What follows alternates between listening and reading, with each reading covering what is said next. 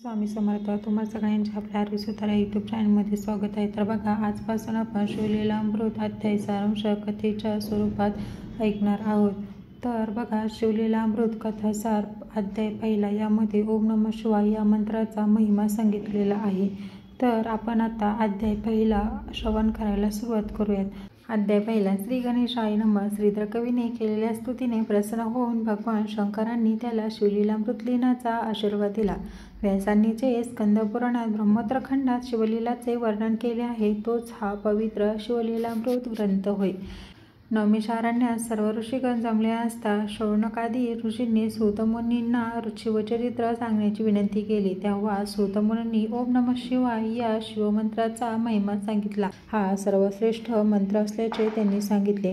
नुसते शिव शिव म्हणाले तरी शंकर समोर उभा राहतो एवढा त्याचा महिमा आहे. पण हा मंत्र गुरुमुखातून घेतला तरच प्रभावी ठरतो, म्हणून तो ब्राह्मण गुरुकडून विधियुक्त घ्यावा. शिवमंत्राच्या पुनरुच्चाराने सर्व पापे नष्ट होतात. या मंत्राच्या प्रभावाची कथा सूतमुनींनी सांगितली. फार पूर्वी दाशार्य राजा होऊन गेला. तो उदार व सुलक्षणी होता, पण त्याचा एक दुर्गुण होता. तो कामांध होता. त्याची पत्नी कलावती अतिशय सौंदर्यवती होती. एकदा राजा कामातुर झाला.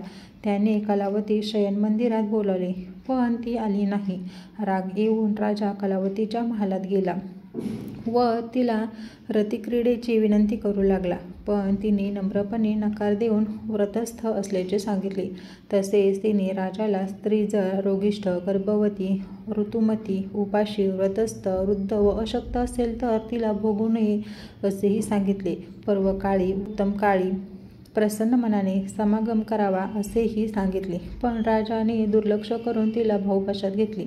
त्या क्षणी त्याचे अंग पोळून निघाले. राजाने याचे कारण विचारतात कलावतीने शिवपंचाक्षर मंत्राचा हा प्रभाव असल्याचे सांगितले. राजाला पश्चाताप झाला. त्याने विधिपूर्वक शिवपंचाक्षरी मंत्राची दीक्षा गर्गमुनींकडून घेतली. जे गुरुला शरण जातात ते धन्य होतात. गुरुकडून अनुग्रहित झालेला राजा नित्य शिवपंचाक्षरी मंत्र जपू लागला. हा अध्याय जो पठण करेल त्याची पापे नष्ट होऊन तो शिवकृपेला पात्र होईल. श्री साम सदाशिवर्पणामस्तु. श्रीराम जय राम जय जय राम. तर बघा, अशा प्रकारे अध्याय पहिला इथेच समाप्त होतो. जर तुम्हाला हा व्हिडिओ आवडला असल्यास व्हिडिओला लाईक, शेअर आणि सबस्क्राईब करायला विसरू नका. धन्यवाद.